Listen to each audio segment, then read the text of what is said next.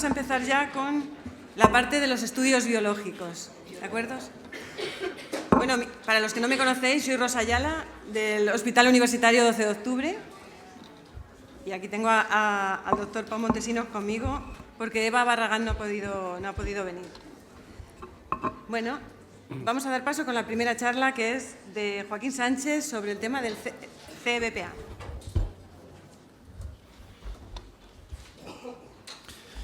Muy buenas tardes a todos. Voy a resumir el estado del largo y tortuoso, bueno, parcialmente tortuoso camino de la experiencia PETEMA a CEPPA. Nos quedamos en las últimas actualización que presentó Esther en la última reunión, que la cohorte de la que partíamos incluía, de la serie que teníamos datos de NGS de 2.434 con datos clínicos, teníamos identificado 153 pacientes con mutaciones CEPPA. El porcentaje es lo que está reportado. El problema que nos encontramos ya desde el principio era la aparición de las nuevas clasificaciones. Esto prácticamente nos pusimos a trabajar cuando tuvimos las nuevas configuraciones, con la nueva aproximación de CEPPA-BCIP InFrame de la ICC y de la European Leukemia Net versus la BCIP o todavía vía lélicas de la WHO. El panorama era complejo y sigue siendo parcialmente complejo por lo que veis aquí en cuanto a la distribución de lo que es BCIP, no BCIP, las que son BCIP in-frame, las que son dobles o single mutation. Después de todo el análisis que conseguimos hacer, sabéis que a final de año, en noviembre, toda la cohorte de los 2.434 pacientes y todos los pacientes con mutaciones de CEPA-BCIP se reportó y se envió a hematológica como un trabajo de validación de la entidad específica ICC Europea Leukemia Net BCIP InFrame. Esto se envió en noviembre, a finales de noviembre, y tuvimos el backup de los referee justo antes de irnos a comer el turrón en Navidad. ¿Vale? Con lo cual hemos entrado en una fase de digestión de turrón y de un poco reposar un poquito los comentarios.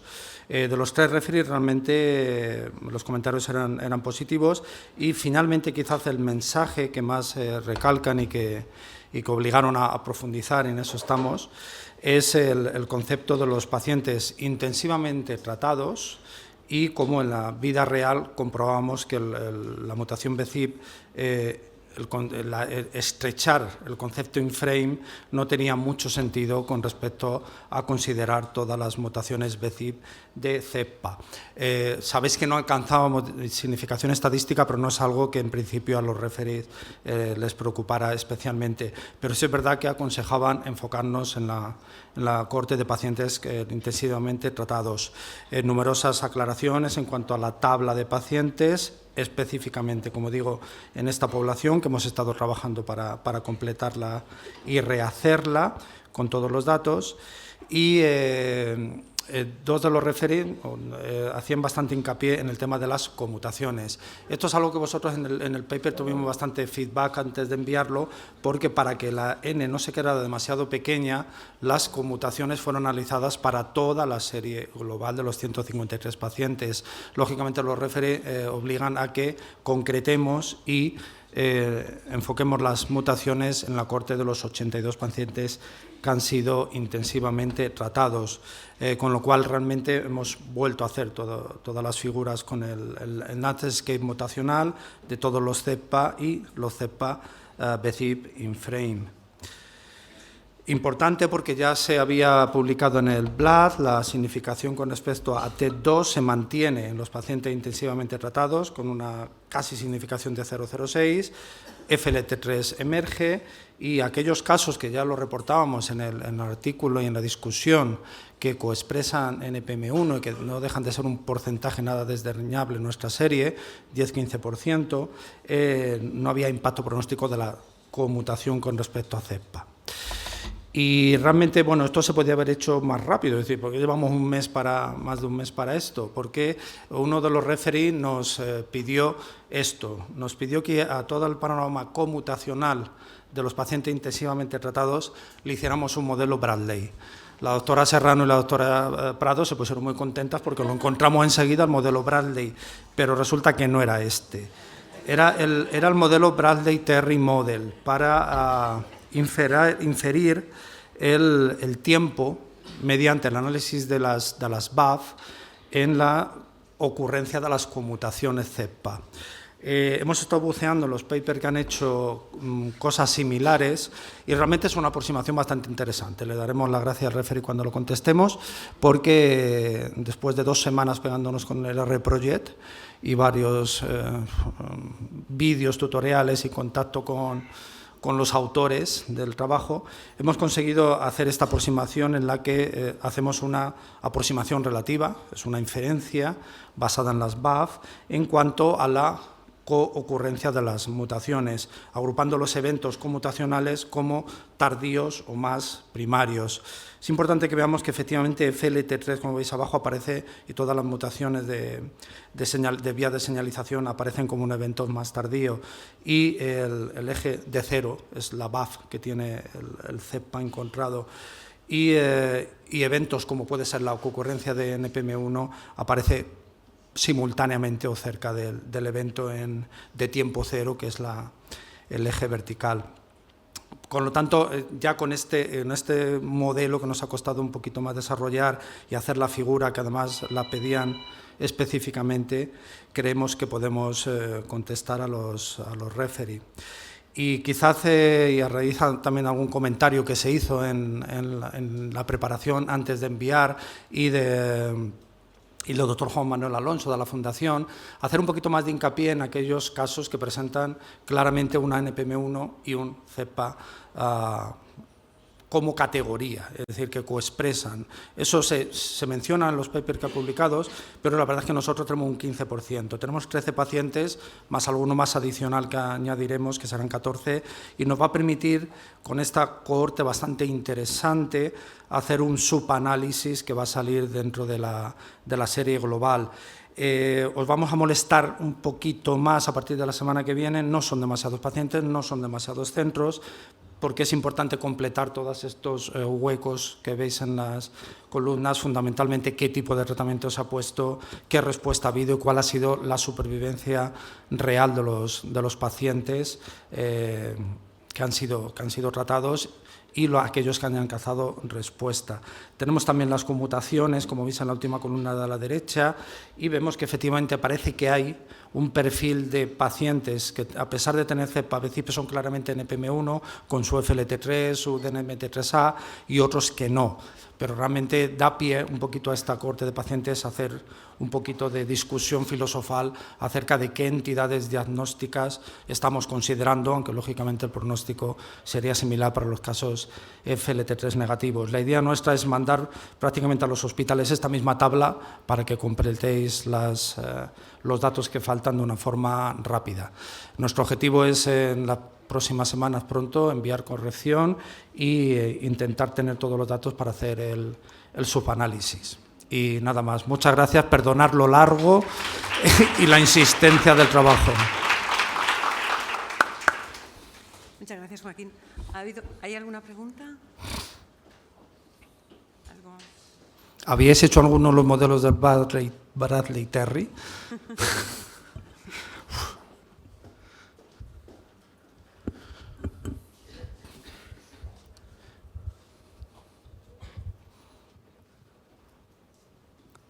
No, la verdad es que no habíamos hecho el modelo, al menos yo, pero es una cosa que es aproximada, porque tú no sabes... Es inferenciado, sí. Sabes la BAF si es porque hay pérdida de heterocigosidad en el otro alelo, hay delección... Sí. Lo sugería a los referees, nos daba 2 artículos publicados en Blood, uno de leucemia y otro de melodisplásico, y realmente es un modelo inferencial. Hace una aproximación estadística por BAF y variaciones de varianza. Pero lo piden y se lo daremos, y la verdad es que luego cuando haces el modelo tiene coherencia lógica mutacional evolutiva, ¿no? Pero es una aproximación estadística nada más. Una pregunta, Joaquín. Las mutaciones que no eran in-frame, las que eran, se asociaban, las que serían, no sé, con stop o friendship, ¿se asociaban a un perfil mutacional diferente? ¿Tenían como para categorizarlas en otra categoría? No. ¿En las conmutaciones? No. No. Muy bien. Interesante, os ha quedado estupendo. Es un parto largo, pero ya queda poco. Muchas gracias. Pues si no hay ninguna pregunta más, pasamos al siguiente ponente. La siguiente ponente, que es Yolanda Mendizábal, que nos va a hablar del proyecto IMPAD.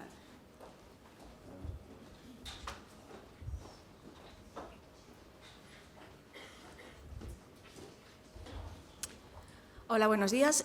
Como ya os ha adelantado la doctora Rosa Ayala, pues vengo a hablaros del proyecto IMPACT, que es un proyecto que solicitamos en el año 2022 y nos concedieron dentro de los proyectos de investigación de medicina personalizada de precisión. En concreto, nuestro proyecto se llamaba Plataforma Diagnóstica de Alto Rendimiento para Medicina Personalizada en Pacientes con Leucemia Aguda Mieloblástica. Básicamente es continuar la plataforma de registros que estamos utilizando, en la que mediante 7 laboratorios centrales se analizan muestras de NGS y se criopreservan células y ácidos nucleicos de todos los hospitales que participan del grupo PETEMA. El objetivo principal del proyecto es desarrollar y consolidar una plataforma de diagnóstico y seguimiento centralizado a nivel nacional para una caracterización biológica, molecular, rápida y estandarizada en pacientes adultos con LMA. El objetivo es alcanzar los 3.600 pacientes en los 3 años que dura el proyecto. De estos 3.600, se espera incluir 3.000 al diagnóstico y 600 a la recaída resistencia. Este proyecto esperamos que tenga un impacto inmediato sobre la salud de los pacientes, porque va a mejorar el acceso a un diagnóstico molecular rápido y completo. Igualmente, aumentará la aplicación de tratamientos en el contexto de protocolos asistenciales con terapias dirigidas, ya que al tener más acceso a los marcadores moleculares y la enfermedad residual, se podrán aplicar estas terapias. Y también se aumentará la inclusión de pacientes en ensayos clínicos con terapias dirigidas a dianas moleculares. Los objetivos translacionales y de investigación básica de manera global es el registro de pacientes de LMA, para lo que necesitamos vuestra colaboración para que rellenéis los datos mínimos esenciales de estos pacientes, la evaluación de características epidemiológicas y clínicas de pacientes de LMA, integrando datos de mutaciones para crear nuevos grupos de diagnóstico y sacar el mayor rendimiento del análisis molecular de las muestras biológicas y el almacenamiento de las mismas en los biobancos. Y también definir el impacto en la clínica del LMA de la NGS al diagnóstico.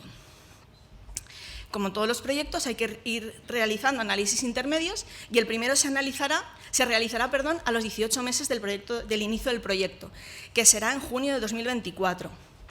Y luego se realizarán diferentes análisis cada 9 meses. ¿Cuáles son los objetivos?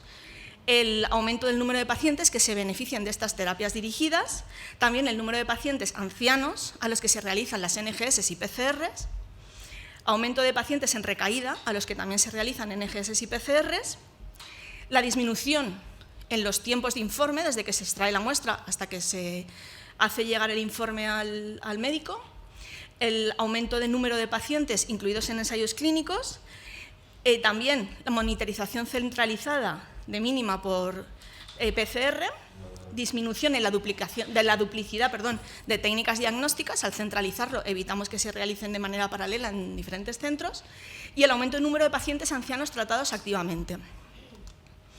Ya estamos empezando a contactar con los centros, solicitando que, por favor, rellenéis los datos mínimos esenciales que están aquí reunidos en esta tabla, para que poder tener la base de datos completa y poder luego poner también a vuestra disposición estos datos para posteriores estudios.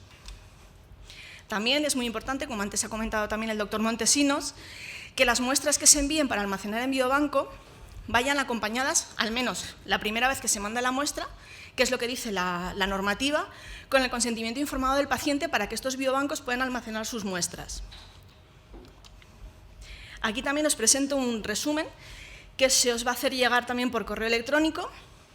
Vamos a distribuirlo para que tengáis un poquito una guía, dependiendo del protocolo y del momento, las diferentes muestras que corresponde enviar. Aquí abajo está la leyenda, pero bueno, esto es a modo de ejemplo, luego se os hará llegar para que lo tengáis todos a vuestra disposición, a modo de consulta, por cuando tengáis dudas de qué es lo que hay que enviar en cada momento. Bueno, y estos son los números que se han conseguido hasta el día de hoy dentro del proyecto IMPACT, que empezó en enero del 2023. Tenemos 1.573 pacientes en los que al menos se ha enviado una muestra, de los cuales tenemos 1.288 en EGS, un 81% al diagnóstico y un 19% en recaída resistencia. El objetivo del proyecto, como os he comentado anteriormente, eran 3.000 NGS al diagnóstico y actualmente vamos aproximadamente por un 35%, o sea que vamos un poco por encima del plan inicial. En las NGS en recaída resistencia vamos por un 40%, que está muy bien. En las PCRs vamos por un 39% y en las PCRs al diagnóstico, perdón, vamos por un 39% y en las de recaída resistencia un 45%. Y también tenemos un total de 291 pacientes que se les ha realizado, pacientes diferentes a los que se ha realizado una monitorización centralizada de mínima residual por PCR. Y esto es un resumen que, bueno, este es el de solo periodo IMPACT.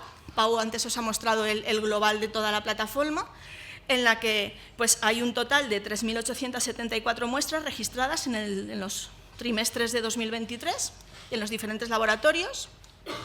Un total, como ya he comentado antes, de 1.288 NGS, casi 2.500 PCRs y este es un resumen de todos los subderivados que hay almacenados de momento en todos los biobancos de los 7 laboratorios centrales, en el que tenemos almacenadas médulas, sangre periférica, suero y células mononucleares de médula y células mononucleares de sangre. Y bueno, esto es todo lo que os tenía que contar.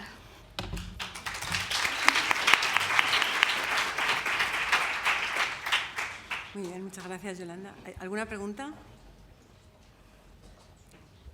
Bueno, yo hacer un hincapié solo para todo el mundo. Recordar que en las muestras de seguimiento casi no estamos subiendo el informe a la plataforma, porque casi todo el mundo lo enviáis a los laboratorios con el nombre y apellido, ya lo enviáis en la práctica, en la rutina asistencial con el nombre y apellido.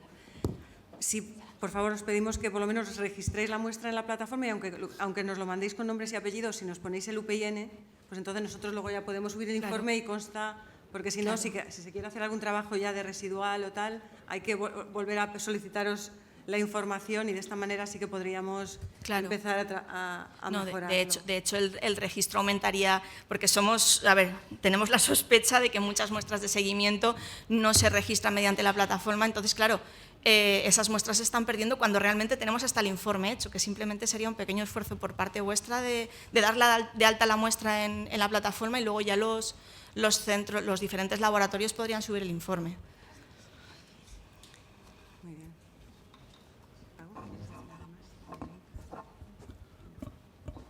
No. Pues nada. Bueno, pues muchas gracias. Vale, gracias. Muchas gracias, Yolanda. Claudia, va para Claudia, ¿no?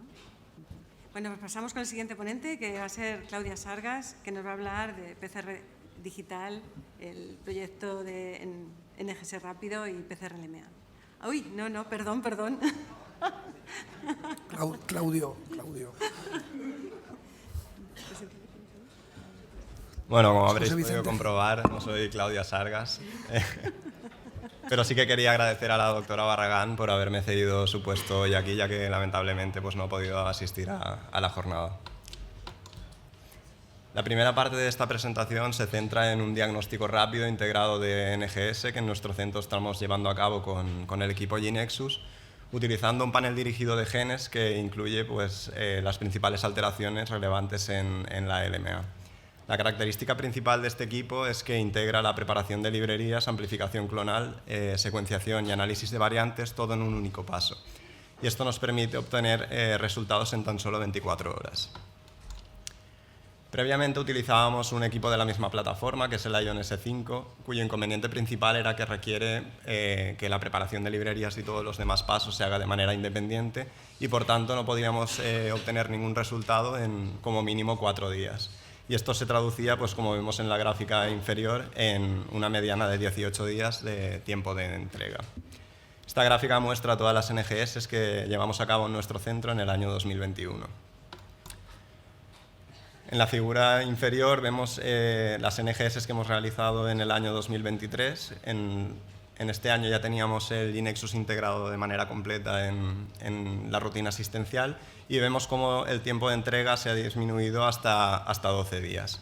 Pero quizá lo más interesante lo vemos cuando superponemos ambas gráficas, en las cuales podemos ver que no tan solo hemos reducido los tiempos de entrega de resultados, sino que también hemos conseguido atenuar este pico que teníamos aquí, que corresponde a un porcentaje no despreciable de pacientes que se nos iban incluso hasta los 20-22 días. Por tanto, la implementación de este equipo nos ha permitido dar los resultados en 15 días o menos en el 99% de los pacientes, incluso habiendo aumentado el número de muestras analizadas por año. Estos tiempos ya son realmente buenos, pero todavía pueden mejorarse más cuando abordemos el cuello de botella que tenemos actualmente, que se encuentra en la generación de los informes. Es cierto que esto ya se ha automatizado en gran parte, pero todavía se puede mejorar, ya que hay una serie de muestras que requieren una inspección más minuciosa y esto hace que se demore la entrega de la emisión del informe. En línea con toda la optimización metodológica, encontramos también la PCR digital, que podemos considerar como la tercera generación de las PCRs. Esta tecnología nos permite cuantificar dianas de ácidos nucleicos con unas sensibilidades realmente altas y se fundamenta en dividir la muestra en microreactores individuales. La ventaja principal que nos aporta es que nos permite obtener una cuantificación absoluta sin necesidad de tener una curva patrón, y esto la convierte en una herramienta realmente útil y muy versátil. Estas son las principales aplicaciones que está teniendo en el campo de la hematología, sobre todo para los CAR-Ts y la monitorización de enfermedad medible residual, y nosotros hemos querido indagar su uso en la monitorización de NPM1. Como todos sabéis, la monitorización de NPM1 por métodos moleculares se está llevando a cabo principalmente con PCR cuantitativa, la cual pues, tiene una serie de limitaciones, como puede ser la amplificación tardía del alelo wild type, y que solo nos permite cuantificar los tipos mayoritarios, como son el A, el B y el D. En este contexto, la PCR digital parece que al dividir la muestra en miles de microreactores individuales parece atenuar esta amplificación inespecífica del alelo wild type. Y por otro lado, al permitirnos una cuantificación absoluta sin necesidad de una curva patrón, nos permite monitorizar todos aquellos NPM1 atípicos.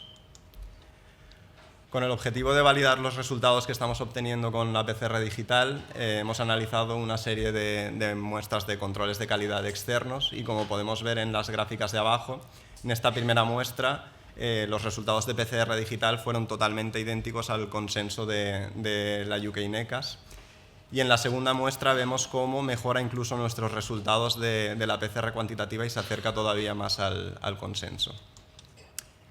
También quisimos indagar la cuantificación de todos estos NPM1 atípicos que teníamos disponibles en el laboratorio desde dos puntos de vista distintos. En primer lugar, utilizando un primer específico y en segundo lugar, utilizando un primer degenerado que nos permite amplificar cualquier tipo de inserción que se introduzca en esta posición, que es la más frecuente dentro de todos los NPM1.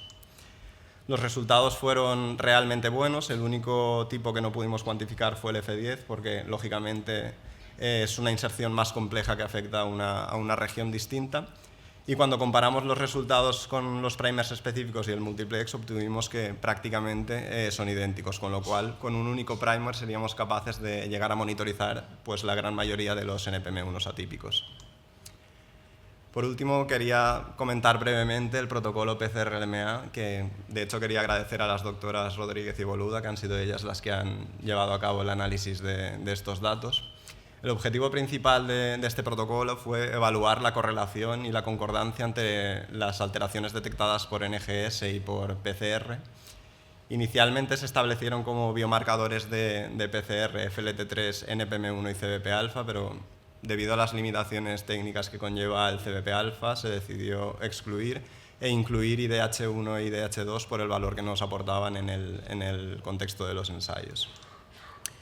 Desde octubre de 2019 a abril de 2021 se registraron 1.857 pacientes, de los cuales 1.795 contábamos con al menos una muestra de PCR o de NGS, Y finalmente en el protocolo se incluyeron 1.412 muestras de PCR, de las cuales 1.288 teníamos muestra pareada de ambas técnicas, siendo 1.095 los diagnósticos y 193 resistencias o recaídas.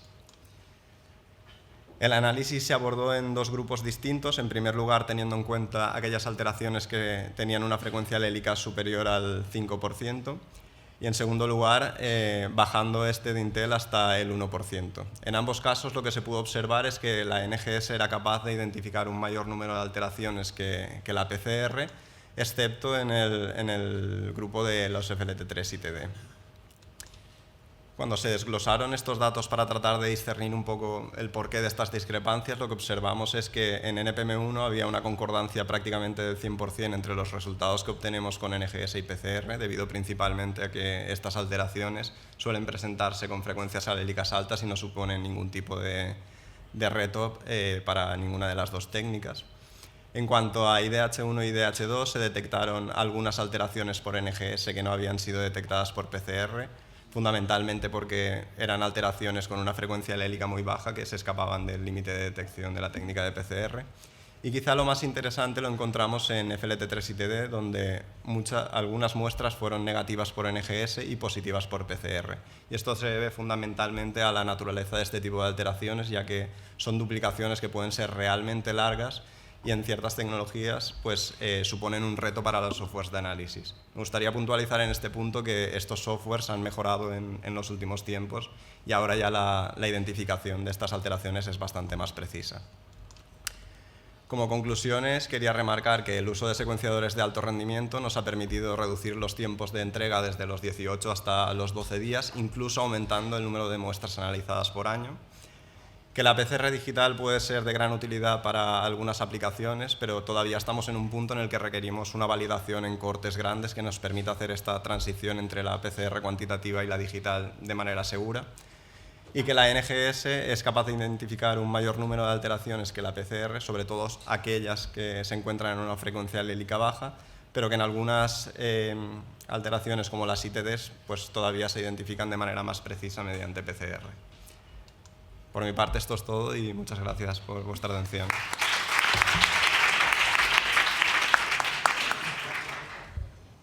Muchas gracias, José Vicente. ¿Hay alguna pregunta? Sí, yo quería preguntarte, si se me oye, ¿qué plan de publicación tenéis para el PCR-LMA? ¿Perdón? Plan de publicación para el PCR-LMA. Pues no te sé decir el plan, pero sí que te puedo decir que Eva ha empezado ya con la redacción del artículo, entonces esperemos que no se demore mucho. ¿Y una pregunta? En la PCR digital, el DNPM1, ¿lo habéis optimizado en CDNA? Sí, en CDNA. De hecho, separamos los diagnósticos de todos los seguimientos, porque es verdad que los diagnósticos de NPM1 se expresan muchísimo y si metemos, por poca cantidad que metamos en la PCR, si no hacemos una dilución, la saturamos entera y los resultados no son nada fiables. Entonces estamos todavía en el momento de ver cuál es la mejor dilución, pero vamos a tener que separar diagnósticos de seguimiento seguro. Muy bien. Y lo habéis correlacionado, bueno, no sé cuántos habéis hecho, pero el cutoff, ¿crees que va a ser probablemente el mismo? Esto habrá que verlo. No sé si vamos a llegar a tanto. Muy bien. ¿Alguna pregunta? Pues nada, muchas gracias. Gracias. Pues pasamos a la siguiente ponente, que es Ana Alfonso, que nos va a hablar de single cell. Ana Alfonso, que viene de la Clínica Universitaria de Navarra. Hola, buenos días a todos. Bueno, yo os voy a presentar así brevemente dos estudios que tenemos ongoing. Voy a hablar de single cell como mínima residual primero y luego un estudio del registro. Entonces, primero voy a hablar de un trabajo que hemos empezado a hacer de intentar validarnos si se puede realizar mínima residual por single cell DNA y esto es un trabajo que ya presentamos en forma de póster en el último congreso americano y se debe a, ya como nos contó Rosa ayer, ¿no? Pues las técnicas que utilizamos ahora tienen sus limitaciones, ¿no? Y a ver si con esto, ¿no? podemos ir un un poquito más allá. Para eso hemos analizado 24 muestras de médula ósea de 15 pacientes con mieloblástica del estudio KIWI, 4 al diagnóstico, 20 en remisión completa, y estos pacientes teníamos a nuestra disposición, ¿no?, los datos de NGS en bulk del diagnóstico, de los que no teníamos muestra del diagnóstico. Entonces, lo hemos analizado con un kit de Mission Bio, y esto hace un enriquecimiento de la muestra con CD34 y O117, y como os digo, hemos analizado con Mission Bio, que lleva 469 amplicones relacionados con la mieloblástica y 19 anticuerpos de superficie, ¿no?, que detecta 19 anticuerpos de superficie, que me parece que es una cosa muy interesante también. Y lo hemos comparado con las técnicas estándar. En 14 pacientes teníamos citometría de flujo y en 6 pacientes teníamos NPM1 por PCR. El objetivo del estudio, como os digo, es básicamente demostrar que esto se puede hacer, ¿no?, pero además pues vamos a aprovechar, ¿no?, para ver, ¿no?, si caracterizamos, ¿no?, de manera el landscape genómico de estos pacientes y si podemos ver la evolución clonal. Esto es un poco el resumen del trabajo, ¿no?, la correlación, la parte más clínica, ¿no?, la correlación global ha sido del 75%, ¿no?, con 78% con citometría de flujo y 66% con la PCR, y los casos discordantes en la citometría de flujo se deben a que son pacientes que se ha detectado la mínima residual a niveles muy bajos, ¿no?, probablemente tenga que ver con la sensibilidad de la técnica de la citometría, y por otro lado, ¿no?, con la PCR pues hemos detectado 4 mínimas residuales positivas, pero solo detectamos un paciente que mantiene NPM1, y ya veréis que esto es una cosa que vamos a estudiar un poquito más allá. Os he puesto 2 ejemplos. Este es el primer ejemplo, ¿no?, que en el momento del estudio de la remisión completa, ¿no?, de esa mínima residual, pues tenéis aquí, a ver si puedo señalar, ¿no?, cómo el paciente tenía una mutación en IDH2 y una mutación en JAK2, ¿no?, que ya las tenía al inicio, pero bueno, podemos comprobar que son parte del mismo clon, y esto es un ejemplo más complejo, ¿no?, de un paciente que en el momento de la mínima residual tiene, por un lado, un clon de NMT3A, por otro lado, un clon SF3B1, que a la vez tiene 2 subclones, uno con GATA2 y WT1 y otro con GATA2 y ASXL1. Este clon lo detectábamos al diagnóstico, todo lo demás no, y lo que me parece interesante de este caso, ¿no?, es que hemos podido analizar un poco esas proteínas de membrana, ¿no?, esos antígenos de membrana, y la población de NMT3A y la wild type, ¿no?, estaban enriquecidas de CD3, mientras que el resto está enriquecido en 34 y 13, ¿no?, lo cual, bueno, podría sugerir, ¿no?, que esto es un clon de hematopoiesis clonal, que evidentemente no lo podemos decir abiertamente, pero bueno, ahí está, y yo creo que esta es una parte que tenemos que ahondar un poquito más. Nuestras conclusiones es que se puede realizar mínima residual por single cell, ¿no?, que nos puede ayudar a ver la evolución clonal, que además nos puede ayudar a determinar, ¿no?, las conmutaciones, ¿no?, la concurrencia de mutaciones, y que esa parte de los anticuerpos de superficie con mutaciones puede identificar, ¿no?, qué clones, ¿no?, y qué células o en dónde están esos clones. ¿Y cómo vamos a seguir esto? Pues vamos a ampliar la cohorte con 7 pacientes más del estudio PEVOLAM, que tenemos muestras secuenciales de diagnóstico en el momento de la remisión completa y en la recaída, para ver un poquito, ¿no?, si realmente, ¿no?, la evolución clonal y la recaída, ¿no?, si somos capaces de identificar el clon en la remisión completa antes de la recaída. Vamos a estudiar un poquito más en NPM1, porque, como os digo, ¿no?, la correlación son 4 de 6, pero realmente, ¿no?, en 3 hemos perdido, no vemos NPM1, entonces tenemos miedo que en ese enriquecimiento CD34, 117 perdamos la población en NPM1, no lo sabemos y lo tenemos que mirar, y yo creo que el punto más importante es que vamos a intentar integrar esos datos de antígenos de superficie con la NG, con la secuenciación, y así correlacionar un poco, y a la vez correlacionarlos un poco con la citometría que ya tenemos, y esperamos en los próximos meses, ¿no?, tener el paper, porque las muestras ya están en proceso de secuenciación. Y luego voy a presentar, este es un estudio de registro, que es comparar el autólogo versus la consolidación con citarabina, ¿vale? Y esto está súper preliminar porque tengo los datos hace poco y, bueno, os voy a mostrar esto, pero está abierto a todas las sugerencias que queráis porque está muy preliminar, ¿no? Y esto se debe, ¿no? Hay un estudio, un metaanálisis reciente que me parece muy interesante, ¿no? Que he comparado este autólogo versus quimio, ¿no? Que incluye 1.138 pacientes y que en general, ¿no? Pues está más a favor, ¿no? De la quimioterapia que del autólogo en términos de supervivencia libre de progresión y no es estadísticamente significativo en términos de supervivencia. Y ven cómo los pacientes, ¿no? Conforme va empeorando el riesgo de la mieloblástica, ¿no? Pues parece que hay como un skew, ¿no? Hacia el autólogo. O sea, quiero decir que como que van mejor hacia el autólogo, aunque no es significativo. Bueno, esto es una pregunta, ¿no? que yo creo que la tenemos todas, ¿no? El papel del autólogo en la mieloblástica, y para ello en el registro hemos seleccionado 1.318 pacientes que o bien han recibido autólogo o bien no han recibido trasplante alogénico y que incluidos desde agosto del 91 hasta agosto de 2023, ¿no? Tenemos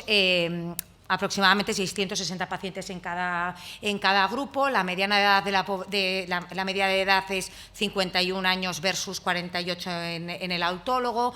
Están más o menos 50 a 50 mujeres y hombres, y estos son un poquito los datos de molecular, ¿no? No hay diferencias en términos de frecuencia de NPM1, sí que parece, ¿no? Que el autólogo está un poquito, perdón, los que no reciben autólogo están un poquito enriquecidos en población FLT3 y TD, no hay diferencias en FLT3 TKD ni en CBP-alfa y desgraciadamente tenemos muy pocos datos, ¿no? de categorización de riesgo, ¿no? Por European Leukemia Net, ¿no? O sea, menos de 100 pacientes en cada uno, pero bueno, parece que está bastante balanceado. En cuanto a otros, ¿no? A la MRC, por ejemplo, ¿no? Pues también parece que la población que recibe autólogo tiene un pronóstico un poquito peor, y lo mismo cuando incluimos las mutaciones. No he sido capaz de extraer los datos de número de consolidaciones y demás, no me ha dado tiempo a preguntarles aquí a los que conocen bien la base, así que esto queda pendiente de hacer, pero bueno, sí que he lanzado, ¿no? un primer contacto, ¿no? Con Kaplan, Meyers y demás, ¿no? Entonces, si hacemos una población, toda la población global, con todos los peros que me queráis poner a esto, ¿no? Sí que parece que hay un beneficio del autólogo en esta población versus en términos del Leukemia Free Survival como en términos de supervivencia, y si vamos poco a poco por grupo, pues NPM1 no parece que haya diferencias significativas ni en Leukemia Free Survival ni en Overall Survival. FLT3 sí que parece que hay un pequeño beneficio de realizar el autólogo. Pacientes que llegan en remisión completa versus, ¿no? Parece que también se benefician de ese autólogo. También tanto cariotipos, o sea, los dos cariotipos, luego esto no nos ayuda mucho, y por riesgos, ¿no? Parece, ¿no? Que los pacientes de más bajo riesgo no tienen tanto beneficio del autólogo, ¿no? O sea, por ejemplo, los NPM1 o los CBP-alfa, pero conforme vamos, ¿no? De esos bajos riesgos un poquito más a alto riesgo, sí que parece que hay un pequeño beneficio, o sea, que hay un beneficio significativo de realizar un autólogo. Esto es lo mismo añadiendo, ¿no? La citogenética y la molécula, y vemos básicamente lo mismo. Y la European Leukemia Net, ya os digo que tenemos poco paciente, pues ves un poquito lo mismo, con todos los sesgos, nos ha dicho antes David, ¿no? Que al final no se quedan, o sea, quiero decir, se quedan en no autólogos también los que fallecen y se quedan por el camino, pero sí que parece que los pronósticos favorables no se benefician tanto como un poquito más allá. European Leukemia Net 2017-2022. Next steps, pues todos, porque tengo todo el trabajo por hacer, hay que depurar bien esa base de datos, probablemente retirar los pacientes, o sea, desde luego retirar los pacientes de alto riesgo, quedarnos probablemente con los pacientes que hacen una RC después de la inducción, ¿no? Que al final es un poco los que vamos a plantearnos todo esto. Hay que ver, porque yo he hecho un cálculo de overall survival y leukemia free survival desde el diagnóstico, igual hay que hacerlo desde, no, perdón, esto os he puesto desde el diagnóstico, diagnóstico, pero lo he hecho desde el inicio de la inducción, pero igual tenemos que plantearnos, ¿no?, en el momento de la RC o en el momento de la primera consolidación, ¿no?, y quitarnos todos esos, tendremos que verlo. Hay que mirar el impacto del número de consolidaciones, que no lo he podido mirar porque ya os digo que no he sido capaz de extraerlo. El impacto de la mínima residual, que también está recogido en algunos pacientes y que tampoco me ha dado tiempo. Probablemente dividir esto por décadas, son pacientes tratados a lo largo de mucho tiempo, igual hay que ver cómo ha ido evolucionando esto a lo largo del tiempo, y si nos da tiempo y esto está maduro y tal, pues a mandar una abstracta a EJA o al Nacional o donde sea. Y con esto termino.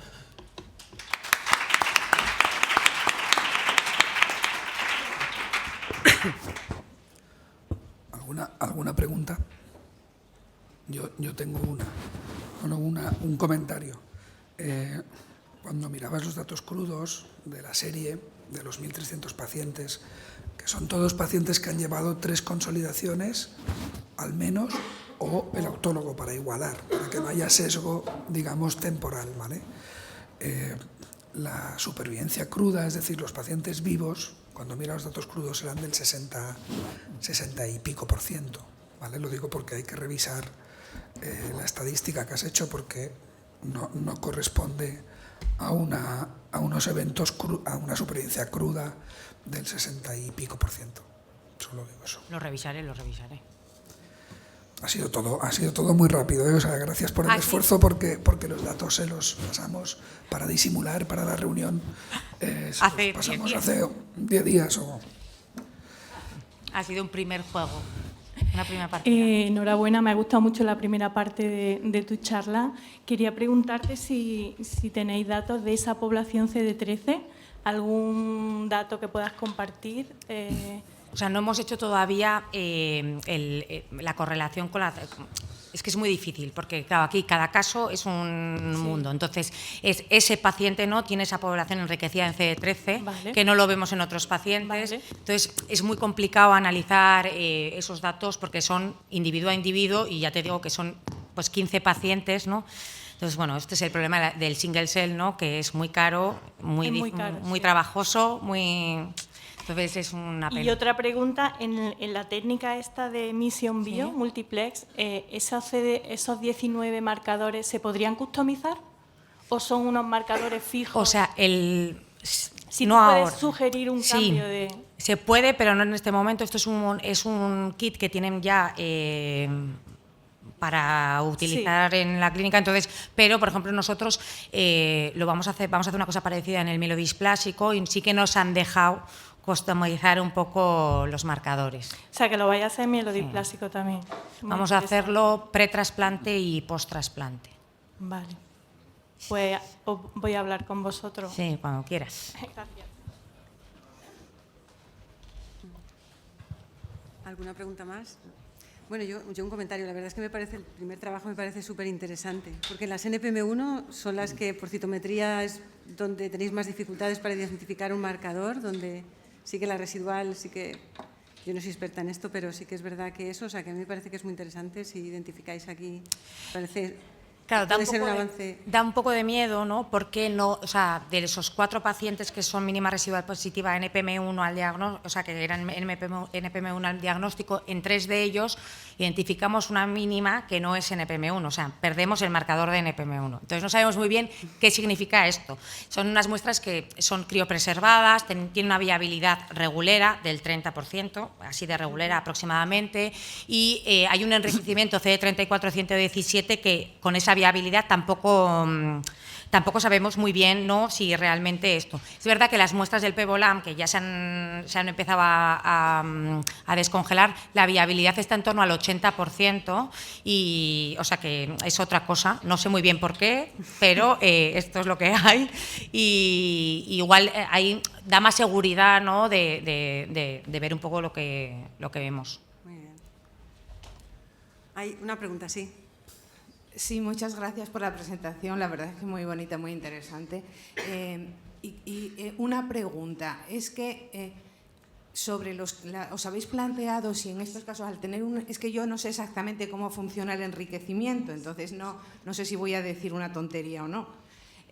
Como enriqueces las células CD34 o las CD13, cabe la posibilidad de que haya, por ejemplo, pensando en esos casos NPM1 que no se detectan, alguna población monocitaria que no la pilles porque haya perdido CD13 y que sea esa la razón de que no se detecten esos que son NPM1. El enriquecimiento es CD34 117, que igual lo he dicho antes mal. Es que no lo sabemos. Pero te pasa lo mismo, te puede claro, pasar lo por mismo. eso, que ese es el problema, que por eso vamos a ahondar un poquito en esa población, ¿no? Y por eso queremos tener muestras también al diagnóstico, ¿no? Para ver si lo perdemos también al diagnóstico. Claro, es que es muy complicado. Luego, esto del enriquecimiento tiene un segundo problema que estamos trabajando con ellos, que es medir la profundidad, la sensibilidad de la técnica, que no lo sabe, no somos, es muy difícil, ¿no? de establecer, pero bueno, ahí estamos haciendo cálculos. Muy bien. Muchas gracias.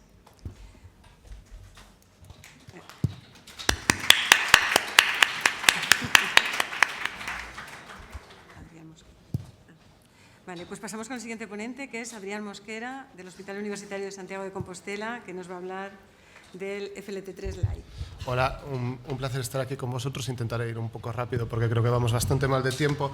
El objetivo de esta presentación es actualizar los resultados del estudio Molecular Kiwi para la identificación del patrón FLT3-like y su correlación con la respuesta terapéutica, un estudio que presentamos ya resultados incipientes en el 2021 en esta reunión, y ahora bueno, fue una comunicación a ASH este año y bueno, razonablemente bien recibida. Entonces, un poco para entrar en contexto, en el 21 publicamos a través de análisis de bases de datos del MA de expresión génica la existencia de un patrón FLT3-like que clusterizaba a pacientes sin mutación de FLT3 y TD en grupos de pacientes con mutación de FLT3 y TD. Y vimos además que estos pacientes, de forma esperada, tenían enriquecimiento de mutaciones de NPM1 y de NMT3A, porque obviamente está correlacionado con la presencia de FLT3. Y también nos llamó la atención bueno, pues, que este patrón se reproducía incluso en pacientes pediátricos, donde la mutación de NPM1 pues, es relativamente infrecuente. Entonces, a la par de este proyecto, empezamos a estudiar en el ensayo Kiwi si existía esta patrón FLT3-like y si tenía algún tipo de correlación, obviamente, con la respuesta a quizartinib en pacientes sin mutación de FLT3 y TD. Entonces, un poco el objetivo de este estudio, a la par de los resultados generales, era ver si éramos capaces de identificar pacientes que tuviesen una alta tendencia a alcanzar una respuesta a la adición de quizartinib, a la inducción 3-7 estándar. Y bueno, lo que hicimos fue, a través de la red de biobancos de PETEMA, y con un gran apoyo de Yolanda Mendizábal, por todo se ha dicho, pues recoger las muestras de RNA de sangre o médula ósea y secuenciarlas, identificar la expresión de los genes que formaban parte del perfil de FLT3-like y reproducir ese perfil, ¿no? Entonces, bueno, lo primero que observamos es que en efecto se identifican dos grandes clústeres de pacientes, uno FLT3-like y otro no-like, y esto lo sabemos porque los pacientes FLT3-like coclusterizan con los fallos de screening FLT3 y TD positivos, que son los que aquí en esta diapositiva estarían representados como cuadraditos blancos. Estos serían pacientes FLT3 y TD que fueron fallo de screening dentro del ensayo, y aquí, como podéis ver, hay muy pocos pacientes FLT3 y TD dentro de lo que sería el clúster no FLT3-like. Entonces, dentro del clúster FLT3-like, no FLT3-like, lo que observamos fue un sesgo hacia pacientes de mayor riesgo, de acuerdo con la clasificación de la European Leukemia Net del 2017, con un 18% de pacientes de bajo riesgo, 40% intermedio y 42% de alto riesgo. Y aquí no observamos ninguna diferencia significativa ni en supervivencia libre de evento, ni de recaída, ni en supervivencia global entre las ramas de placebo y de quizartinib. Como podéis ver, bueno, iban muy parecidos los dos grupos de pacientes. El grupo FLT3-like, que era el otro 50% de pacientes en el ensayo clínico, la verdad es que cuadró 50-50 inesperadamente, ¿no? Pero mejor. pues como veis tiene un perfil de riesgo mucho más balanceado, 30% bajo riesgo, 40% de riesgo intermedio y 29% alto riesgo. Y aquí sí que vemos un resultado claramente muy significativo a favor de quizartinib en el grupo FLT3-like, tanto en supervivencia libre de evento como de recaída como de supervivencia global, con unos resultados que podéis ver de un hazard ratio muy significativo. Entonces, lo siguiente que se nos planteó fue ver si podemos identificar esto u optimizar esto de alguna manera con datos de NGS convencional, de lo cual haremos más análisis de lo que voy a explicar hoy aquí, obviamente. Y sabíamos que estos pacientes tenían tendencia a ser NPM1, DNMT3A y sobre todo doble mutantes NPM1 y DNMT3A. Entonces, lo correlacionamos aquí, de hecho, y comprobamos que en efecto el clúster FLT3-like está enriquecido en estas mutaciones. Y aquí es donde vimos un resultado dramáticamente favorable hacia los pacientes NPM1 y DNMT3A que son FLT3-like. Esto es supervivencia global. Y como podéis ver, los resultados son espectaculares a favor de quizartinib sobre el placebo. Curiosamente, el 29% de estos pacientes también eran TKD, FLT3-TKD, que eso sí que estaban incluidos dentro del ensayo clínico. Sin embargo, observamos que también había pacientes NPM1 y DNMT3A en el grupo no FLT3-like, y eran un 20% del total de pacientes NPM1 y DNMT3A mutado. Y claro, dijimos, a ver cómo van estos pacientes sin ser FLT3-like, a ver si hay diferencias entre los dos clústeres. Y aunque los datos son más cortos, hay menos pacientes, pues no se aprecia de visu grandes diferencias entre los dos grupos. O sea que los pacientes que no son FLT3-like, aunque tengan estas mutaciones, parece que no van a responder mejor a quizartinib. Y otros de los estudios que estamos haciendo en este momento y que se beneficiarán mucho de tener el seguimiento finalizado del ensayo clínico este año será la identificación de biomarcadores particulares de refractariedad, que nos puedan orientar hacia cuáles son las vías que puedan favorecer el efecto de la inhibición de FLT3 en estos pacientes, Entonces hemos visto, por ejemplo, que los pacientes que tienen una supervivencia más larga con quizartinib tienen una sobreexpresión de genes de proteína fosfatasa, por ejemplo, comparado con los pacientes que tienen una supervivencia prolongada sin quizartinib. Y hemos visto también que los pacientes que tienen una supervivencia más larga en la rama de placebo con respecto a la de quizartinib tienen una sobreexpresión de genes vinculados a la vía de las heat shock proteins, que son proteínas que regulan el plegamiento tridimensional de FLT3, y probablemente esto tenga mucho que ver. De hecho, hay inhibidores de estas chaperonas diseñados y que podrían ser estudiados in vitro como posible sinergia para fortalecer el efecto de quizartinib. Entonces, los resultados, aparte de que el ensayo Kiwi es un ensayo que está dando unos resultados particularmente en OS significativos a favor de quizartinib en FLT3 y TD negativo, pues vemos que los pacientes con el perfil FLT3-like mejoran la respuesta con quizartinib respecto a placebo, y esto es particularmente importante en aquellos que son NPM1 o DNMT3A mutado dentro de los FLT3-like. Sin embargo, aquellos que no tienen el perfil FLT3-like, aunque tengan mutaciones en NPM1 o DNMT3A, no van a responder mejor, lo cual tenemos que investigar, a ver si encontramos también alguna mutación de NGS convencional que pueda ayudarnos a identificar también a esos pacientes. Y nada, cuando acaben aquí el seguimiento previsto este año con la comunicación de los resultados finales del ensayo Kiwi, pues haremos un nuevo análisis ya con datos de seguimiento muy maduros y probablemente veamos cosas más consistentes. Y nada, muchas gracias.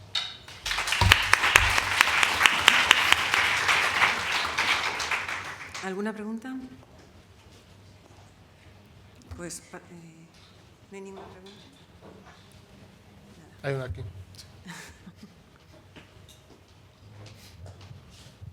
Es una pregunta rápida. ¿Cuánto tiempo se tarda en identificar un paciente FLT3-like? ¿Con transcriptoma? Con lo que quieras.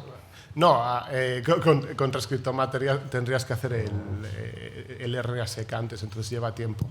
La idea que tenemos es ver con el seguimiento maduro y un poco más de tiempo, sobre todo con datos de seguimiento más prolongados, que es lo más importante, si somos capaces de sacar el transcriptoma de la ecuación y hacerlo solo con mutaciones, ¿no? Entonces eso sería interesante. Probablemente para eso tengamos que acceder a la base de datos completa, no solo a los pacientes que se hicieron el RNA-seq, que no fueron todos, porque muchos de ellos no tenían suficiente muestra biológica. Y otra cosa que se nos comentó en ASH era, bueno, ya sabéis esta historia de los microclones FLT3, ¿no? Pues que nos preguntaron si habíamos hecho alguna determinación de microclones que pudiese justificar, ¿no?, que hubiese pacientes que estuviesen respondiendo muy bien a la edición de quizartinib. Obviamente no lo hemos hecho, pero es una posibilidad, claro. Sí. Aunque me cuesta creer que todos los pacientes NPM1 mutados tengan, o la gran mayoría tengan microclones FLT3, pero bueno, quién sabe. Doctor Montesinos, ¿te hace una pregunta? No, a ver, sabes que estamos recogiendo como unos 100 pacientes más para que los analices. Y luego, porque no lo has mencionado, pero vamos, eres consciente de ello, ¿no? Sí, soy consciente de ello. Lo que pasa es que como vamos tan cortos de tiempo no quería... Vale. Que haga falta. Y también te quería proponer, si lo ves interesante, de hacer un análisis parecido en los pacientes del Benaquín. Claro, es perfectamente factible, sí. Ya, pa'lante. Sí, yo soy fácil de liar. Sí. Pero bueno, esto la verdad es que ha tenido una acogida muy buena. De hecho, el editor de JCO nos propuso que enviemos el paper a JCO cuando lo tengamos maduro. Dice Pepa del Flaquida, ahí puede ser más difícil, porque ya hablamos de una población en recaída, donde aquí el interés de esto es, digamos, en la primera línea. Es decir, un paciente en recaída ya es de mal riesgo, mal pronóstico, per se. Pero bueno.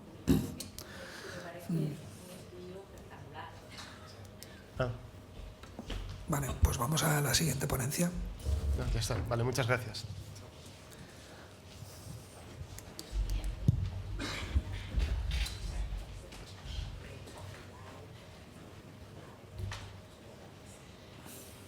Hola, buenas.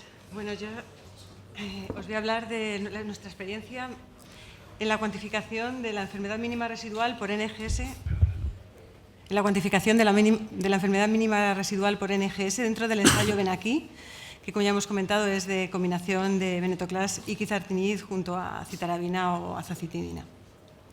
Hemos comparado tanto el DNA leucocitario en médula ósea como los CTC, el DNA leucocitario de la sangre, y el cell-free DNA. Lo hemos hecho en los pacientes que todavía no hemos acabado. Os voy a presentar solo los datos preliminares. Evaluamos a los pacientes que entran en remisión completa y hemos evaluado diferentes momentos. El método, como ya os explico, el de enfermedad residual tiene una sensibilidad de 10 a la menos 4. Diseñamos los primers en función de las alteraciones que hay al diagnóstico. En este caso, este es nuestro panel de genes, pero como el laboratorio de referencia también era la FE, nos remitían los datos de diagnóstico que tenían, el panel que tenía el diagnóstico, y lo diseñábamos para estudiar luego en el seguimiento a los pacientes en función de sus alteraciones. Y bueno, esto es la explicación del método, que ya lo expliqué. Bueno, en cuanto a los resultados, lo que vemos es una gran correlación entre la BAF del DNA en médula ósea, del DNA leucocitario y el DNA del CTC, de los DNA leucocitarios en sangre periférica, pero también del DNA de médula ósea y del cell-free DNA. Y las mayores diferencias las veíamos cuando correlacionábamos las dos fracciones que obtenemos de sangre periférica, tanto el DNA leucocitario, o sea, entre el DNA leucocitario y el DNA circulante. Como veis, hay una mayor carga en el DNA circulante.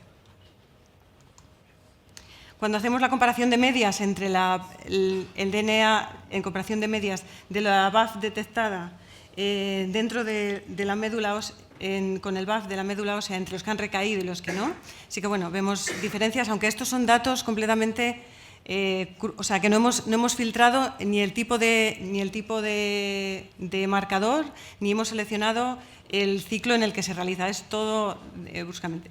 Y entonces, bueno, pues sí que vemos que hay diferencias de media y que la verdad es que sí que es más comparable el DNA de la médula ósea, lo que vemos con el DNA libre circulante y Donde no hay diferencias es en DNA obtenido en el BAF obtenido del DNA leucocitario de la sangre periférica.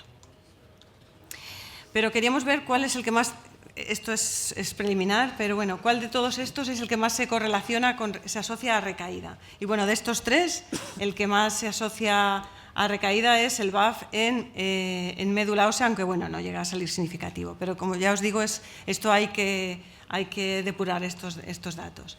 Bueno, cuando empezamos a ver qué pacientes en cada momento, cómo podíamos ir diciendo qué pacientes era positivo o negativo, la verdad es que veíamos que en el ciclo 1 todos eran positivos. Entonces, ¿cuál es el momento en el que, dentro de este ensayo clínico de pacientes ANFIT, dentro de este ensayo clínico, cuál va a ser el momento idóneo? También, ¿qué papel tiene cada marcador y cuál es el cutoff? Bueno, entonces lo primero que nos fuimos es a FLT3. Lo que vemos es que en FLT3 la verdad es que vemos un aclaramiento muy rápido. Bueno, esto es por pacientes. Sí que vemos un caso que sí que... Esto es el BAF. El BAF por, en tanto por uno, quiero decir que este tiene un 49% y un 66% en cell-free DNA. Pero lo que sí que vemos es que rápidamente sí que luego negativizan y generalmente pasan todos los pacientes menos ese. Este es un ejemplo. Vemos que en el ciclo primero sí que en DNA circulante se detecta en torno a un 3%, pero luego ya cae y ya se deja de detectar. Pero lo que más me llama la atención de todo este análisis es NPM1. Lo que vemos en NPM1 es que en el primer ciclo incluso se detecta más carga de enfermedad que en lo que detectábamos en la médula ósea. En los pacientes que tenemos en ciclo 1 sí que vemos que se detectan cargas importantes. Y eso no quiere decir que el paciente, y esa poca respuesta o esa alta carga de enfermedad que vemos en el ciclo 1 no se asocia con resistencia o recaída. O sea que fijaros cómo tiene, normalmente los pacientes con mutaciones de NPM1 normalmente están en un 35-40% la BAF en médula ósea al diagnóstico. Bueno, pues es que fijaros que en el ciclo 1 en DNA circulante llega al 80%. Y estos pacientes que tienen esta alta carga de enfermedad en el ciclo 1, la verdad es que están vivos y en remisión completa, y justo, es verdad que son pocos casos, pero justo este paciente que consigue poca carga de enfermedad en el ciclo 1 es justo el que recae y el que no va. Esto tiene su lógica porque es verdad que en el ciclo 1 es cuando puede haber pasado, cuando tras el tratamiento se produce la lisis del tumoral y es cuando puede pasar la mayor cantidad de DNA circulante que no da tiempo a depurarlo por el organismo. Bueno, y este es un ejemplo de cómo se correlaciona, bueno, en este caso en NPM1 y FLT3 que se negativiza enseguida. ¿Qué pasa con DNMT3A? Que vemos dos comportamientos. En el caso de la mutación hotspot, la 882, que es uno de los hotspots más frecuentes que vemos en esta mutación, esto siempre se comporta como si fuera hematopoiesis clonal. Como veis, tanto en las distintas fracciones y en los distintos momentos no hay muchas diferencias de cargas. Sin embargo, el resto de las... ¿No ves esto?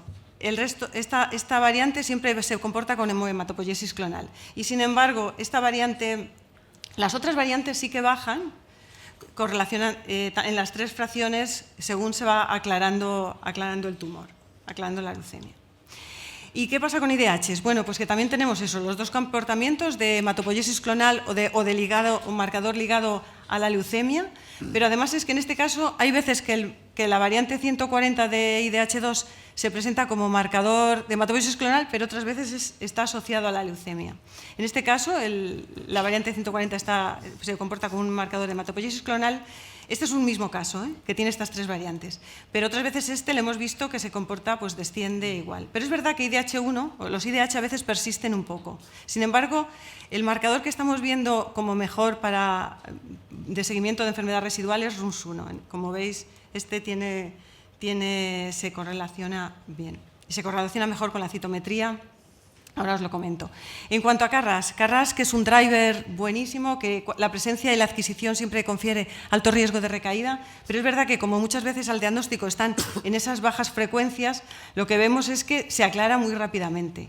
Y entonces muchas veces este paciente se aclara y no detectamos nada y sin embargo el paciente ha recaído y ha muerto. Entonces, generalmente, fijaros cómo en cell-free DNA, en el ciclo 1, sí que lo detectamos. Este es el mismo paciente, con RAS, con BCOR y STAC, se tienen prácticamente el mismo comportamiento, pero en cell-free DNA detectamos un 12% tras el primer ciclo, pero luego ya rápida, pero sin embargo en médula ósea y en CTCs prácticamente ni se detecta. Y RUNS1 sí, RUNS1 tiene un comportamiento posterior, que es el que habríamos elegido como marcador de selección. Entonces, bueno, pues RUNS1 es el que creemos que tiene un mejor comportamiento. Es verdad que en esta serie había un montón de pacientes con RUNS1 y a lo mejor por eso nos permite tener más información. Y bueno, este es el comportamiento como vemos. Es verdad que baja, está en torno a un 0,2% ya en el ciclo 1 y aquí un 1% en el ciclo 1. Y bueno, este es uno que detectamos la recaída y la vamos viendo cómo sube previo a la recaída. Pero bueno, también tenemos algún caso que parece que también ha respondido bien y sin embargo este paciente ha recaído y ha muerto. Bueno, este es un ejemplo de la complejidad. Vemos este paciente tiene DNMT3A, que es invariable a lo largo del todo el tiempo, tiene 2 clones de FLT3, ya sabéis que la presencia de multiclones se asocia a peor pronóstico, pero en este caso, en este ensayo, con un inhibidor de FLT3 parece que la respuesta es buena y sin embargo el aclaramiento de NPM1 es lento, sin embargo el paciente de momento está bien, vivo y en remisión completa. Y bueno, estos ya son ejemplos driver, ejemplos de cómo es, en general elegimos el marcador más alto de los que consideramos que pueden ser posibles drivers, elegimos el marcador más alto y en este caso es RUNS1. Y son, bueno, ejemplos de los que tenemos. En este ejemplo, RUNS1 está negativo y, sin embargo, el paciente persiste con SF3B1 y TET2. Bueno, son más casos de cómo estamos teniendo. En este caso, por ejemplo, generalmente siempre elegimos, aunque en este caso probablemente DNMT3A también está asociado a la disminución del clon leucémico, generalmente elegimos marcadores fuera de DNMT3A o de TET2. Entonces, bueno, vamos a ver si con estos datos, cuando los deponemos, podemos intentar responder a algunas de estas preguntas. Claro, en función del tipo de tratamiento, el momento con capacidad de discriminación será diferente. Entonces, en este ensayo puede ser el ciclo 4 o ciclo 6, o sea, entre el ciclo 4 y ciclo 6, cuáles son los marcadores idóneos para definir la residual, cuál es el cutoff y qué significa en este caso la presencia de marcadores de hematopoiesis clonal. Y luego, por otro lado, también en estos pacientes dentro de este ensayo clínico hemos hecho un estudio de ver evolución clonal, con un mini panel que también alcanza una sensibilidad de 10 a la menos 4, intentando ir hacia marcadores... vamos fatal de tiempo. Vale, esto ya os lo cuento otro día porque es muy preliminar. Nada. Simplemente es eso. Estamos detectando mutaciones de TP53, IDH y FLT3. Nada más. Ya.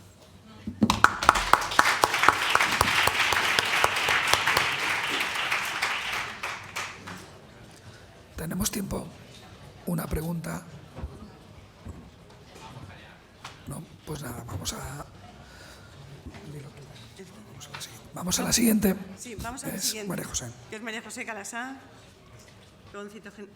Oye, ¿no hay un alzador para las bajitas? No.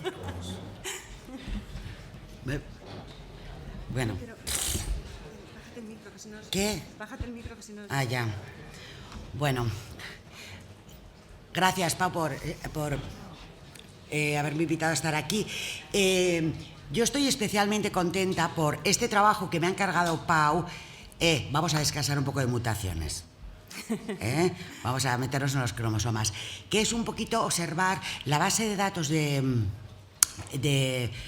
tema mieloblástica, el tema de la citogenética y el FIS, cariotipos y FIS, porque claro, vosotros sabéis, y especialmente con las últimas guías, se siguen haciendo cariotipos, muchos, no bajan, se mantienen, suben, incluso en época de pandemia, estamos haciendo, y además sabemos que en mieloblástica sigue siendo fuerte para diagnóstico, pronóstico y terapia. Entonces, ¿por qué me hace ilusión ver hacer esto? Por 2 razones.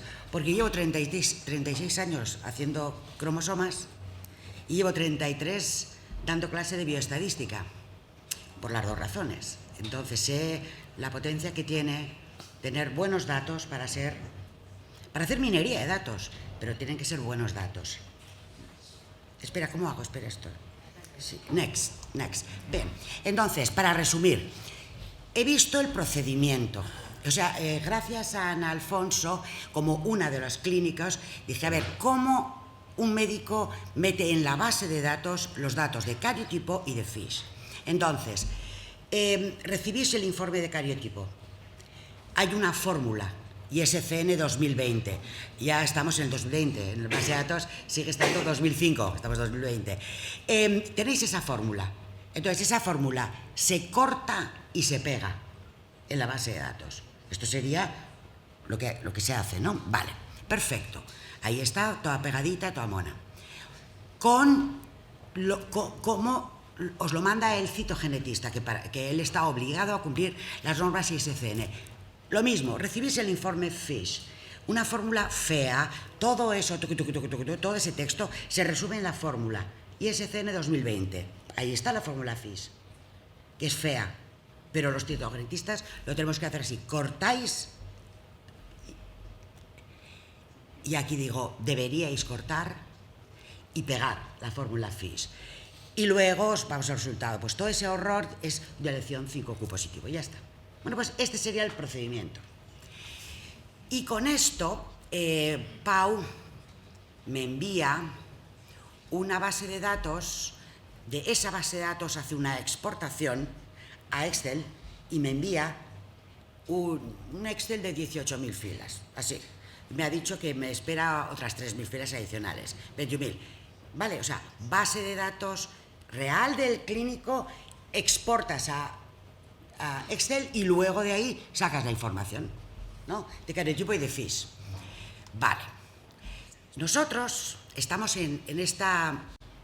Cada 4 años, desde 95, se publica la nomenclatura citogenética. Estamos en el 2020 y estamos en el 24, es decir, que va a caer la nueva, que quizás incluyan nuevos métodos citogenéticos. Bueno, pues ahí estamos.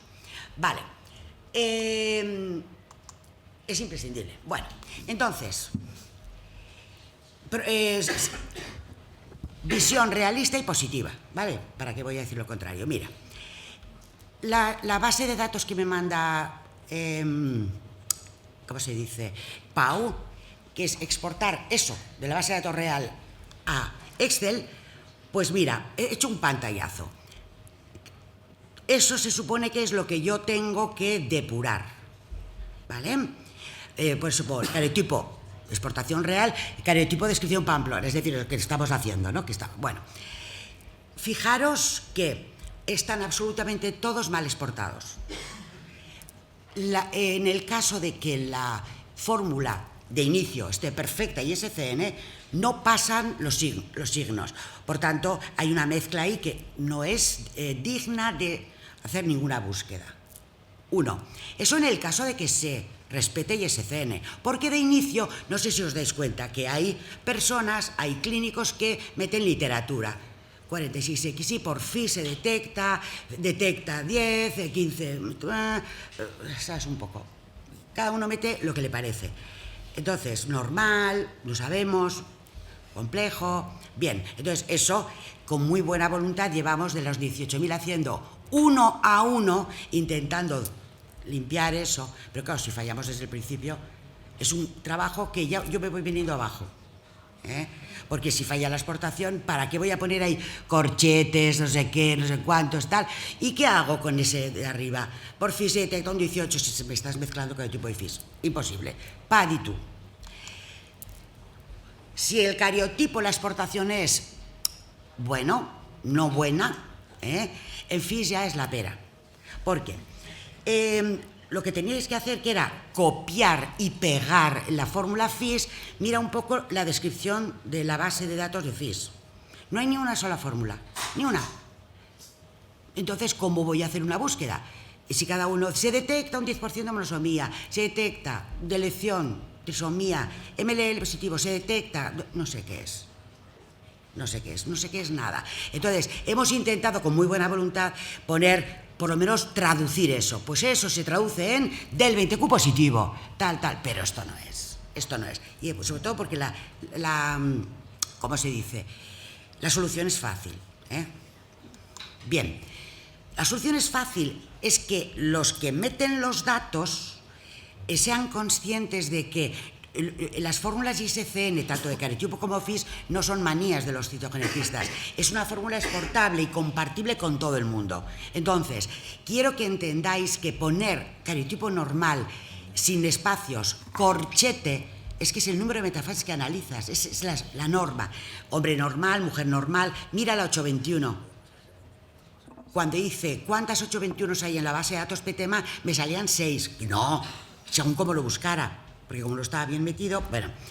46XX, translocación 821, Q2, corchete 20, perfecto.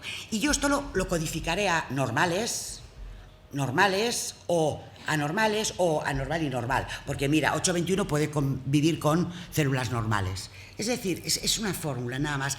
Así metido y bien exportado con sus signos, acepta todo tipo de búsquedas y cualquier tipo de minería de datos. Los complejos y monosómicos no me pongas complejo, ponme la fórmula y ya codificaré yo a complejo, pero ponme la fórmula, porque quiero saber cuántos se asocian con mutaciones, María José, vamos mal del tiempo. Y ya está. No quiero que nos pase en mieloblástica lo que les pasó en mielodisplasia. De 17.000, tuvieron que borrar a 10.000 de la película por no tener buena fórmula. Y ya está. Os presento la solución. Y última diapositiva. Seguimos igual, que no es lo recomendable, ¿verdad? Mejorar el procedimiento de exportación, eso es muy fácil. Y una revisión más profunda. Y os ofrezco, si Pau me lo permite, al que lo requiera, hematólogos, dar nociones de ISCN para realmente meter datos. Hazlo como quieras, como sesiones Zoom, tal, pero yo creo que puede ser bueno, especialmente para los nuevos. Y porque esto es un trabajo fascinante. Venga, pues nada, muchas gracias. Muchas gracias. Pasamos a la siguiente ponente, que es Carmen Chillón. Carmen Chillón, que viene del Hospital Universitario de Salamanca y que nos va a hablar de IDH. ¿No? ¿De IDH vas a hablar? Buenos días. Bueno, yo vuelvo a las mutaciones y esta vez pues vamos a hablar de las mutaciones en la detección de mutaciones mediante PCR digital y bueno, pues primeramente recordar cómo debe ser el marcador ideal para hacer seguimiento de enfermedad mínima residual. Lógicamente tiene que estar presente en las células que definen la LMA, prácticamente ausente en los estados preleucémicos y en las células sanas, correlacionarse con la respuesta al tratamiento, reaparecer en la recaída de la enfermedad y ser estable a lo largo de todo el seguimiento. Y, lógicamente, fácil de estudiar en el laboratorio. Los marcadores moleculares establecidos para, como todos sabéis, son los reordenamientos cromosómicos y las mutaciones en nucleofosmina. En aquellos casos en los que no se dispone de otro marcador se puede estudiar la sobreexpresión del tumor de Wilms, pero no presenta limitaciones pues porque se expresa en células sanas y además pues tampoco tiene mucha sensibilidad. Nos quedamos con...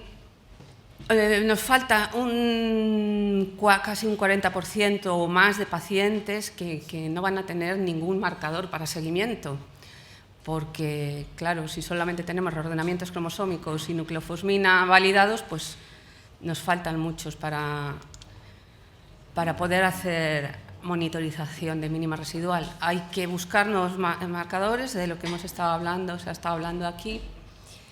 Y bueno, pues los nuevos marcadores son los que nos quedan son mutaciones que pueden estar presentes en la hematopoiesis clonal, como las que ha comentado Rosa, de NMT3A, las que voy a hablar yo ahora mismo, que son IDH1 y IDH2.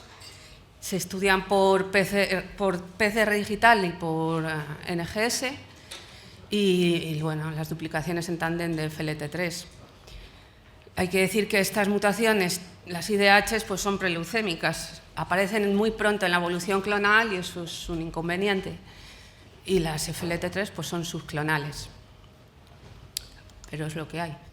Las mutaciones en IDH pues están en un 10-20% de las LMAs y bueno, realmente sí que ha habido estudios en los que cuando persiste la mutación sí predicen recaída.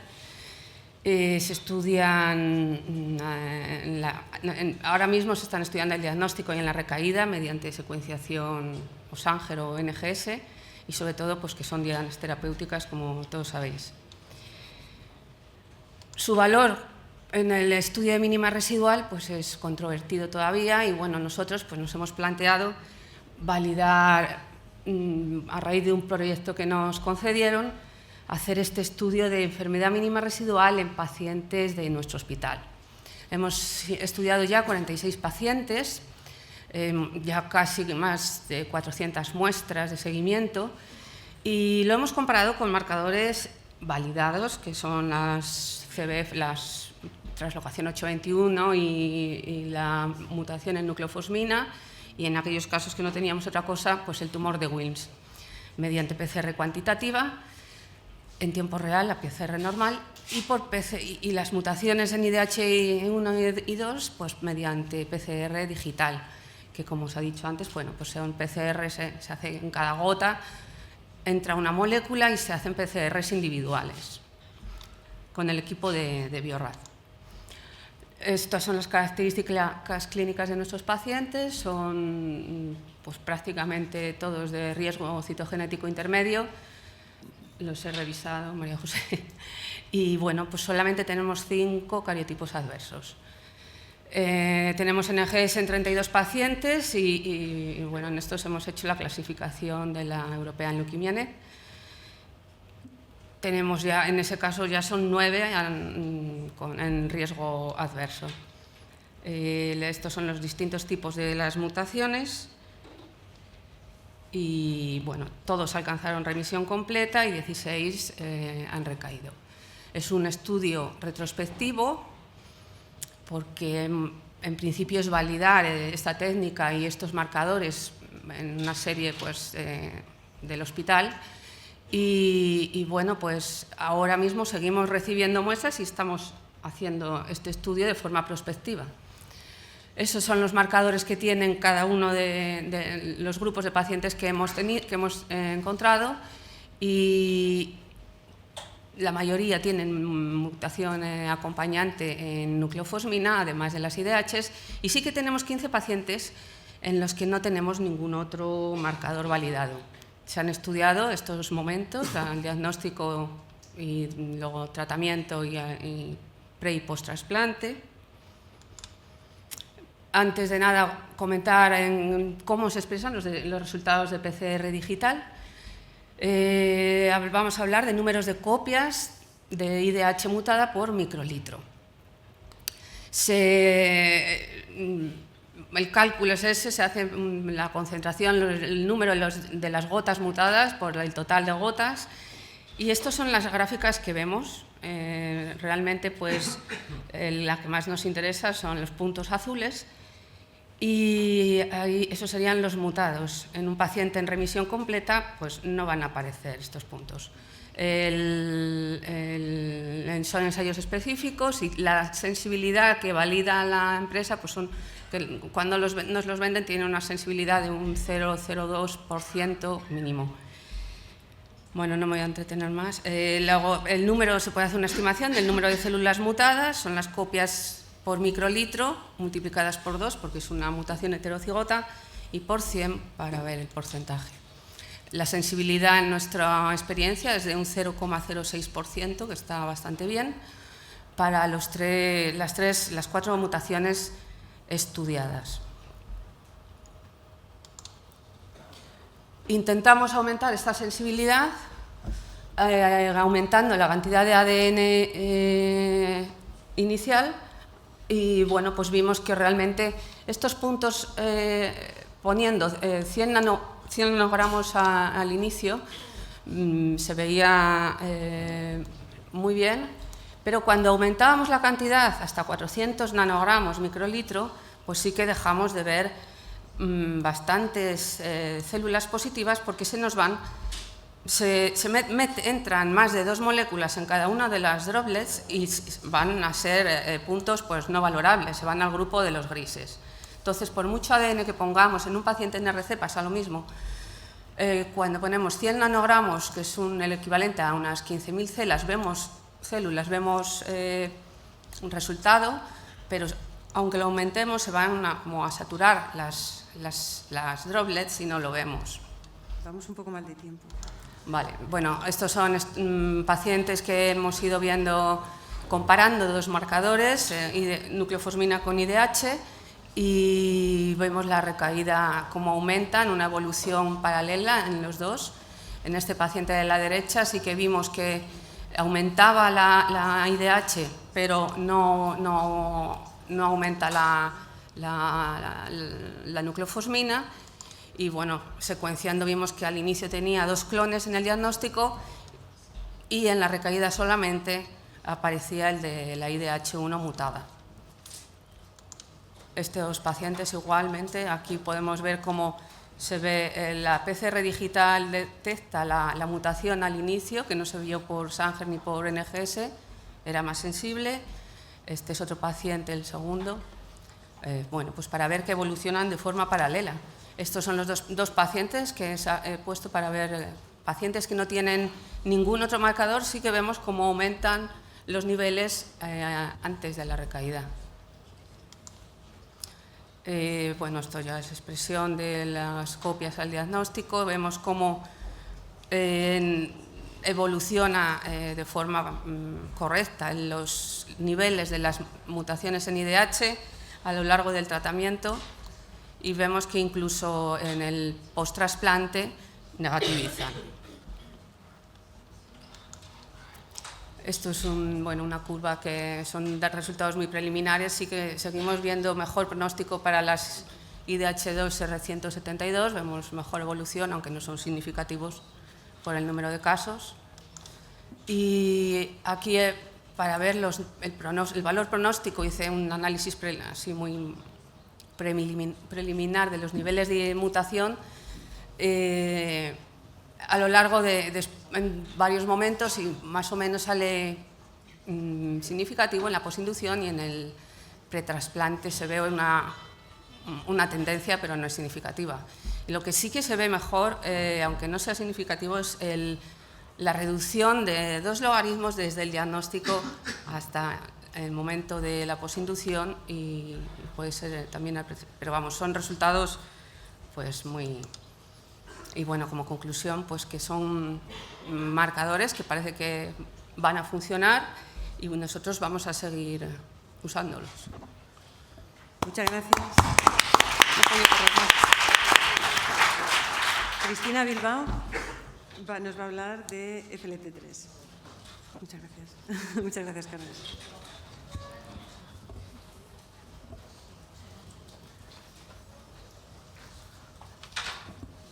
Porfa, si puede ser 5 minutos. 5 minutos, venga, vamos. ¿Y cómo hago para que empiece?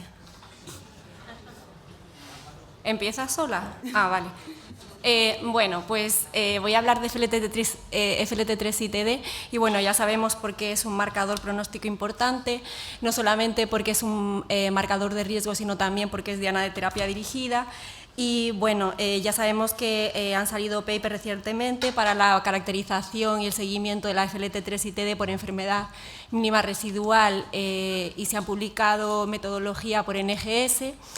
Y en lo que más me voy a centrar es en el impacto pronóstico que tiene dentro de las mutaciones FLT3-ITD aquellas que afectan al dominio beta-sheet o TKD1, ¿vale? Este primer trabajo se publicó en el 2009, que fue el primero al respecto, donde se mencionaba pues, el mal pronóstico en concreto de esta mutación dentro de las ITD. Y muy rápidamente, para indicar qué es lo que es el FLT3-ITD, dentro de la región beta-SID es el que afecta al dominio TKD1, que está a continuación del justamembrana, que es donde se produce la mayor parte de las ITDs, que es una inserción en tándem de una región concreta. Entonces, puede afectar o no al TKD1.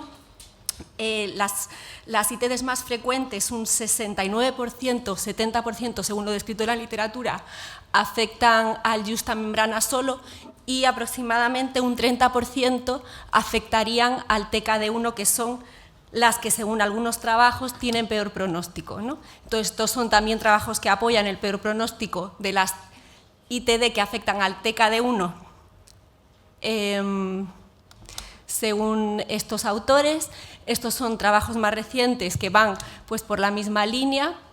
Este también, del 2018, 2020, y este es un artículo más antiguo del 2012, pero que tiene una serie muy grande de FLT3 y TD, 689 pacientes, en los que dicen que no ven diferencia de la longitud del ITD, porque no lo he dicho, pero el hecho de que la ITD afecte al TKD1 se asocia con mayor longitud del inserto ITD. Entonces, esta es una serie bastante potente que dicen que no ven correlación, con lo cual existe un poco de conflicto en la literatura al respecto.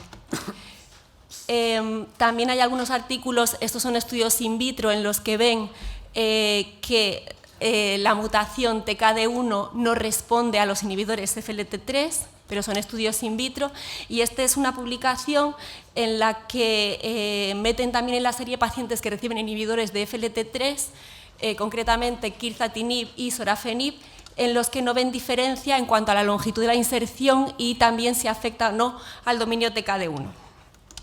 Bueno, esto se ve bastante mal, pero es la mejor imagen que pude conseguir.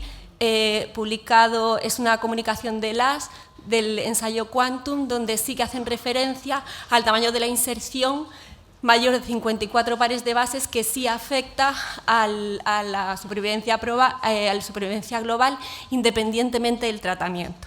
Bueno, nosotros tenemos una serie en PETEMA de 2.464 pacientes y más o menos, de acuerdo a lo descrito en la literatura, un 75% de las FLT3 y TD no afectan al TKD1, al beta-SID, y un 25% sí. Y entonces trabajamos con una serie pues, bastante limitada, ¿no? Aquí sí que vemos que existe una asociación entre si se produce la mutación dentro del TKD1 con la longitud del inserto, que es 60 pares de bases frente a 37 si no llega al TKD1, con lo cual esto sí que es correcto. Trabajando con la serie completa no vemos impacto en la supervivencia global ni tampoco en la recaída.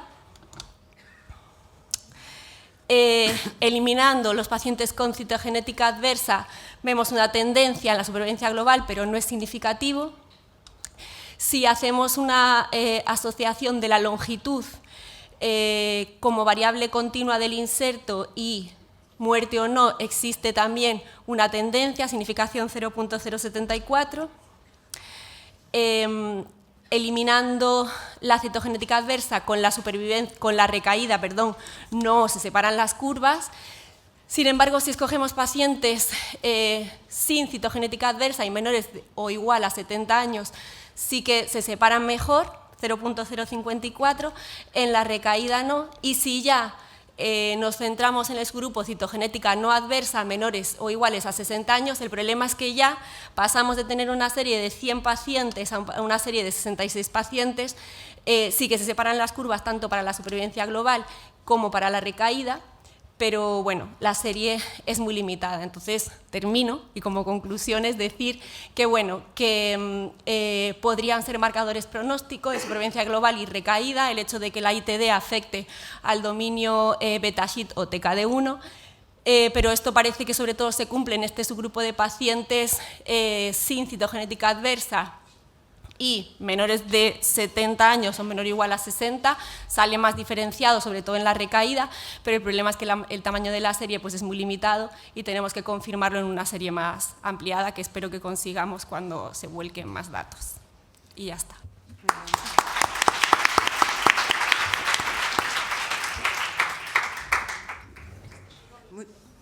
Muchas gracias.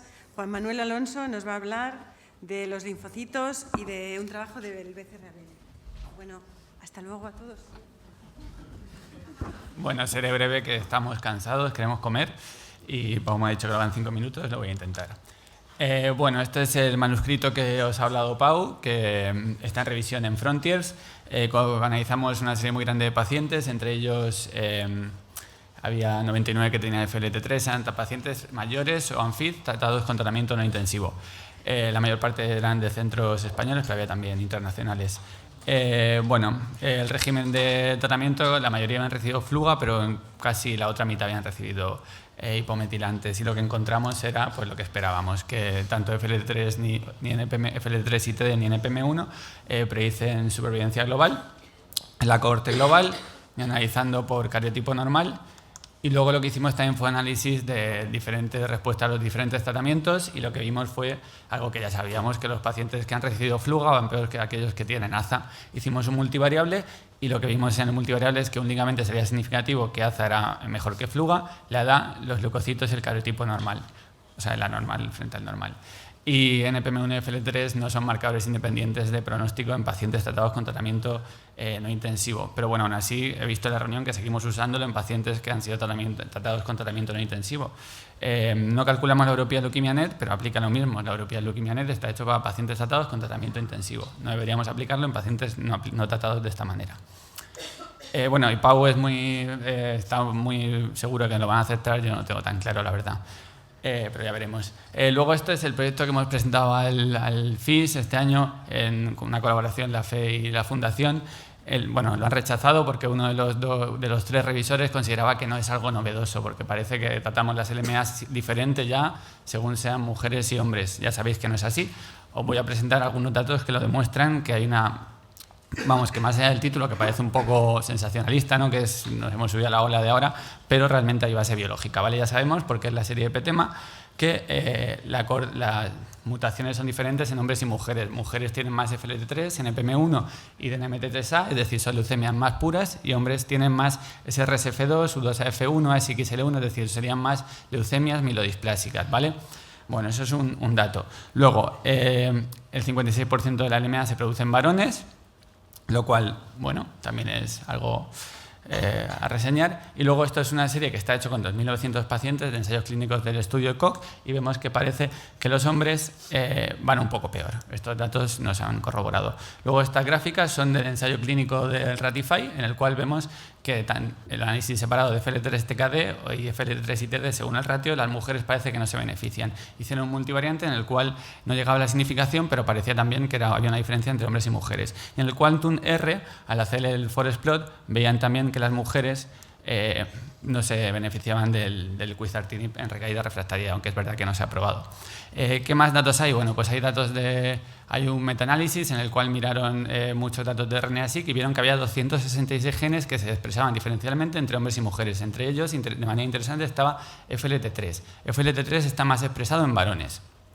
Entonces, eso puede conllevar las siguientes...